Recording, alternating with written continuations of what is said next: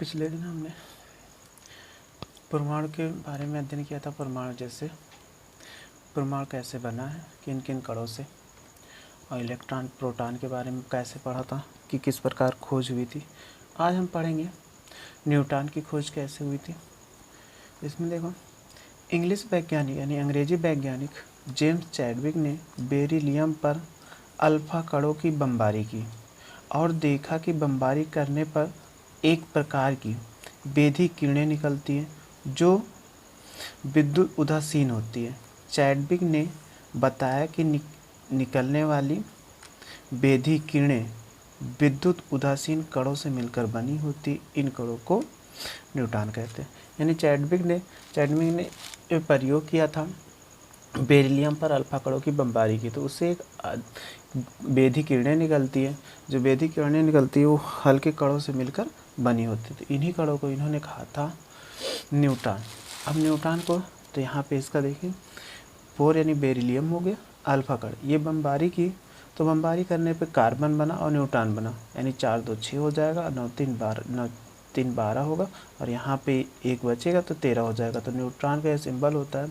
तो यही इन्होंने दिया था कि एक न्यूटन उत्सर्जित होते हैं, यानी जब बमबारी करने पर एक न्यूटन एक अल्फा कण अगर जाए टकराएगा तो उससे एक न्यूटन की उत्पत्ति होगी। अब इस प्रकार चैडविक ने खोज की थी। इसके बाद देखिए परमाणु की नाभिक की खोज कैसे हुई थी। इसकी खोज रदरफोर्ड ने सन 1911 में धातु की पतली पन्नी पर अल्फा कणों की बमबारी की या बौछार की।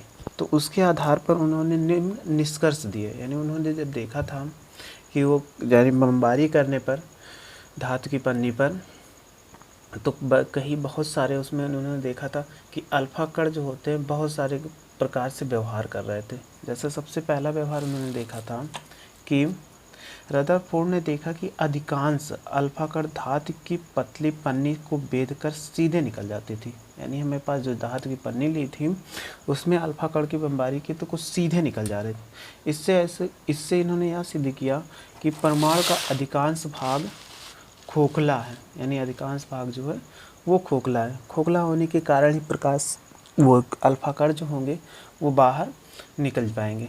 दूसरा इन्होंने फिर देखा कुछ अल्फा कण अपने मार्ग से विक्षेपित हो जा रहे थे, यानी सीधा जा रहे थे वो विक्षेपित हो रहा है। इससे यह निष्कर्ष निकाला कि परमाणु के केंद्र में धनावेशित भाग है जो परमाणु के केंद्र में अतिसूक्ष्म स्थान घेरे हुए, क्योंकि अल्फा कण पॉजिटिव होता है और परमाणु के केंद्र में धनावेशित भाग कहा कि वो थोड़ा सा विक्षेपित हो जा रहे हैं। विक्षेपित होने के कारण आवेश प्लस प्लस में प्रतिकर्षण होता है। तो जब उसके केंद्र से गुजरता था, यानी परमाणु के केंद्र से गुजरता था, तो वहाँ पे क्या होता था कि उस धनावेशित भाग से थोड़ा सा किनारे हट जाता था, यानी विक्षेपित हो जाता था, क्योंकि प्लस प्लस आवेश मिलकर वो विक्षेपित करता है प्रतिकर्षण के, तो वो विक्षेपित हो। इससे इन्होंने कहा कि परमाणु के अति सूक्ष्म स्थान यानी केंद्र में कोई धनावेशित भाग होता है जो स्थान घेरे हुए केंद्र में। फिर तीसरा निष्कर्ष इन्होंने दिया कुछ अल्फा कण अपने मार्ग पर वापस लौट आते हैं। इससे सिद्ध होता है कि परमाणु के केंद्र में धनावेशित भाग होता है जो भारी और कठोर होता है। यानी जो कण थे, जैसे देखिए ये सीधे जा रहे थे तो इन्होंने कहा अधिकांश भाग खोखला था, कुछ ऐसे जा रहे तो हल्का सा विक्षेपित हो गए इस दिशा में, कुछ जा रहे थे तो ऐसे थोड़ा सा ऐसे मुड़ के चले गए।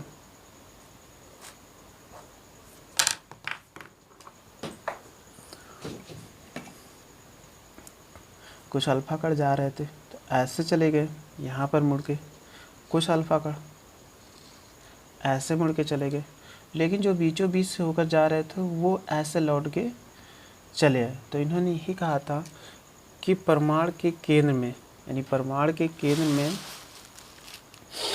जो केंद्र में भारी तथा कठोर है, यानी धनावेशित भाग होता है जो भारी होता है तथा कठोर होता है। फिर तीसरा इन्होंने कहा इन तथ्यों के आधार पर रदरफोर्ड ने बताया कि परमाणु 2 भागों से मिलकर बना होता है, धनावेशित नाभिक और नाभिक के चारों ओर का विशाल क्षेत्र जिसमें इलेक्ट्रॉन पाए जाते हैं और परमाणु के नाभिक में पाए जाते हैं, यानी प्रोटॉन जो होते हैं, यानी प्रोटॉन और परमाणु के नाभिक में पाए जाते हैं। इलेक्ट्रॉन नाभिक के चारों ओर विभिन्न कक्षाओं में परिक्रमा लगाते हैं या काटते हैं। अब इसके बाद देखते हैं परमाणु का संगठन कैसे होता है। परमाणु के नाभिक का संगठन। परमाणु के नाभिक का संगठन, परमाणु के नाभिक में न्यूट्रॉन और प्रोटॉन पाए जाते हैं। यानी परमाणु जो होता है संगठन का मतलब वो कैसे मिलकर बना होता है। तभी हमने परिभाषा भी पढ़ा था रसायन विज्ञान में इनके संगठन। तो परमाणु के संगठन से मिलकर कैसे बना होता है, तो परमाणु का जो नाभिक होता है वो न्यूट्रॉन और प्रोटॉन से मिलकर बना होता है। यानी कोई भी परमाणु होते हैं जिसमें प्रोटॉन और न्यूट्रॉन दोनों पाए जाते हैं। लेकिन हाइड्रोजन एक ऐसा परमाणु है जिसमें न्यूट्रॉनों की संख्या नहीं होती, केवल प्रोटॉनों की संख्या होती है। अब इसमें देखिए, प्रोटॉन पर +1.6 × 10⁻19 कूलाम होते हैं। यानी कोई भी प्रोटॉन होता है उस पर आवेश होते प्लस माइनस होगा तो इलेक्ट्रॉन हो जाएंगे। इलेक्ट्रॉन पे होते हैं -1.6 × 10⁻19। प्रोटॉन धनावेशित होता है इसलिए यहाँ पे प्लस है, तो +1.6 × 10⁻19 कूलाम धन आवेश होता है। न्यूट्रॉन पर कोई आवेश नहीं होता, यानी न्यूट्रॉन पे उदासीन हो, जिस पर कोई आवेश ना हो वो उदासीन होता है। अब इसके बाद परमाणु के बारे में और अध्ययन करते हैं। परमाणु क्रमांक। किसी तत्व के परमाणु में नाभिक में उपस्थित प्रोटॉनों की संख्या उस तत्व का परमाणु क्रमांक कहलाता है। यानी कोई भी तत्व होगा उसमें जितनी प्रोटॉनों की संख्या होगी वही उस तत्व की परमाणु क्रमांक है। किसी तत्व के परमाणु क्रमांक में जितने प्रोटॉन पाए जाते हैं उतने ही इलेक्ट्रॉन पाए जाते हैं। और परमाणु क्रमांक को जेड से प्रयोग करते हैं। तो अतः हम लिख सकते हैं इसमें कि प्रोटॉनों की यानी परमाणु क्रमांक बराबर P बराबर Z बराबर E। P मतलब प्रोटॉनों की संख्या बराबर परमाणु क्रमांक बराबर इलेक्ट्रॉनों की संख्या। यानी कोई भी परमाणु होता है तो उसमें ये तीनों बराबर रहते हैं। तो प्रोटॉनों की संख्या बराबर परमाणु क्रमांक बराबर इलेक्ट्रॉन, यानी जितने ही प्रोटॉन होंगे उतने ही इलेक्ट्रॉन। इसी के कारण परमाणु क्या होता है, उदासीन होता है। यानी पॉजिटिव प्रोटॉन धनात्मक होते हैं, इलेक्ट्रॉन ऋणात्मक होते हैं। तो दोनों पे किसी पदार्थ पे दोनों पे समान आवेश होंगे तो उदासीन। तो परमाणु पे ये हो गया, प्रोटॉन हो गया, इलेक्ट्रॉन हो गया, इसमें सारे दोनों बराबर हैं इसलिए उदासीन होता है। फिर द्रव्यमान संख्या देखते हैं कि द्रव्यमान संख्या क्या होती है परमाणु में। किसी तत्व के परमाणु के नाभिक में उपस्थित प्रोटॉनों और न्यूट्रॉनों की संख्या का योग परमाणु भार या द्रव्यमान संख्या कहलाता है।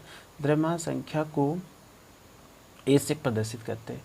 यानी कोई भी परमाणु होगा उसमें कह रहा प्रोटॉनों तथा न्यूट्रॉनों की संख्या का योग को परमाणु भार या द्रव्यमान संख्या कहते हैं। यानी कोई भी परमाणु होगा तो उसमें उपस्थित प्रोटॉनों और न्यूट्रॉनों की संख्याओं का योग ही परमाणु क्रमांक कहलाता है। तो अतः हम देख सकते हैं इससे, तभी हमने पीछे बताया था परमाणु क्रमांक बराबर प्रोटॉनों की संख्या बराबर इलेक्ट्रॉनों की संख्या। तो यहाँ पे लिख सकते हैं परमाणु भार बराबर P + N। यानी P मतलब हो जाएगा प्रोटॉनों की संख्या प्लस न्यूट्रॉनों की संख्या। यानी A बराबर आप लिख सकते हो, इसको A से प्रदर्शित करते हैं। तो A बराबर प्रोटॉन प्लस न्यूट्रॉन। अब एक न्यूमेरिकल है, मान लिया जाए यहाँ पे कि 11Na23, यानी परमाणु क्रमांक जो नीचे लिखा जाता है परमाणु क्रमांक है। Na संकेत होता है किसी रासायनिक तत्व का, संकेत होगा Na। तो चाहे जैसे लिखा जा सकता है, सबका अलग, कार्बन का अलग होता है, अलग अलग तत्वों के अलग अलग होते हैं। तो सिंबल है, ऊपर जो लिखा होता है परमाणु भार लिखा होता है द्रव्यमान संख्या। अब इसी में तो यहाँ पे देखिए सबसे पहले हम निकालते हैं, नीचे जो लिखा गया ये हमारा परमाणु क्रमांक है। तो परमाणु क्रमांक भी बताए थे P बराबर Z बराबर E। तो प्रोटॉनों की संख्या 11 हो जाएगी, इलेक्ट्रॉनों की संख्या 11 हो जाएगी। और न्यूट्रॉनों की संख्या कैसे निकालते हैं, यहाँ पे देखिए अभी बताए थे परमाणु भार बराबर P + N। तो इसका मान परमाणु भार का मान ऊपर दिया गया है यहाँ पे 23, और इसके बाद P बराबर यानी प्रोटॉनों की संख्या 11 दिया है। तो इसको इधर ले आएंगे तो 23 में से 11 घटाएंगे तो 12, तो ये न्यूट्रॉनों की संख्या 12 आ जाएगी। फिर अगला न्यूमेरिकल देखिए, एक परमाणु के नाभिक में 19 प्रोटॉन है, इसकी द्रव्यमान संख्या 39 है। नाभिक में उपस्थित न्यूट्रॉनों की संख्या ज्ञात कीजिए। तो अभी सूत्र बताए थे परमाणु भार यानी A बराबर P + N। तो परमाणु द्रव्यमान संख्या कह रहा है 39 हो गया, और प्रोटॉनों की संख्या 19 दिया गया, 19 रख दे न्यूट्रॉन को, इसको इधर ले आएंगे तो घटा देंगे तो न्यूट्रॉन बराबर 20 हो जाएंगे। अगला न्यूमेरिकल देखिए, समान परमाणु भार के दो तत्व ए और बी हैं। ए और बी है, परमाणु क्रमांक 19 है और 20 है, यानी दो समान परमाणु भार दोनों का समान है, इसके परमाणु क्रमांक डिफरेंट है। एक का 19 है और बी का 20 है। यदि तत्व ए के नाभिक में 21 न्यूट्रॉन, तो तत्व बी के नाभिक में उपस्थित न्यूट्रॉनों की संख्या कितनी होगी? इसको हम सॉल्व करते हैं। देखिए, पहले कह रहा है ए के लिए, यानी कोई भी परमाणु ए था तो ए वाले के लिए जो दिया गया द्रव्यमान संख्या 20 दिया गया, इसमें हमें P और E ये दोनों बराबर होते हैं। दूसरे के लिए कह रहा है 20 था, ये था, और ए में जो यहाँ भी दिया गया ए बराबर 21, यानी इसमें जो दिया गया न्यूट्रॉनों की संख्या 21 दिया गया, तो बी में हमें ज्ञात करना है कि न्यूट्रॉनों की संख्या कितनी होगी। तो देखते हैं, पहला ए का परमाणु भार P प्लस है 19 प्लस 21, यानी हमें दोनों मालूम था, ए का 19, प्रोटॉनों की संख्या न्यूट्रॉनों की संख्या 21 मालूम था, तो इसको 9 1 10 हो जाए, 2 1 3 हासिल, एक बची थी, जोड़ देंगे 4 हो जाएगा। तो यहाँ पे हो गया परमाणु ए का परमाणु भार जो हो गया वो 40 होगा। सब शुरू में ही कहा गया था कि दो यानी समान परमाणु भार के दो तत्व ए और बी हैं, यानी ए का परमाणु भार या द्रव्यमान संख्या जो होगा वो बी के बराबर होगा। तो हमें बी में अब न्यूट्रॉनों की संख्या निकालनी है, तो हम लिख सकते हैं इसमें परमाणु भार बराबर P प्लस N, इसमें हो जाएगा परमाणु भार समान था इसलिए 40 हो जाएगा। इसमें P है, P बराबर 20 दिया ही गया था, और N बराबर इसको ला के घटा देंगे 19 हो जाएगा। तो इसके आधार पे हम ज्ञात कर सकते हैं किसी भी तत्व का परमाणु क्रमांक ज्ञात करने कह दिया जाए तो परमाणु क्रमांक ज्ञात कर सकते हैं, द्रव्यमान संख्या ज्ञात करने कह दिया जाए द्रव्यमान संख्या ज्ञात कर सकते, इलेक्ट्रॉन संख्या हो, तो ऐसे किसी भी परमाणु में इलेक्ट्रॉन, प्रोटॉन, न्यूट्रॉन सभी की संख्या ज्ञात किया जा सकता है। कुछ आपके लिए क्वेश्चन है, जैसे इसमें से इसको निकाल सॉल्व कर लेना। 17 Cl35, इसमें आपको न्यूट्रॉनों की संख्या निकालनी है। 20 Ca40, इसमें निकालना है न्यूट्रॉनों की संख्या। तो इन दोनों में न्यूट्रॉनों की संख्या आप निकाल लीजिएगा, यानी सभी न्यूट्रॉनों की संख्या, प्रोटॉनों की संख्या, इलेक्ट्रॉनों की संख्या इसमें सबको बताना है, और इसका आंसर नीचे कमेंट्स बॉक्स में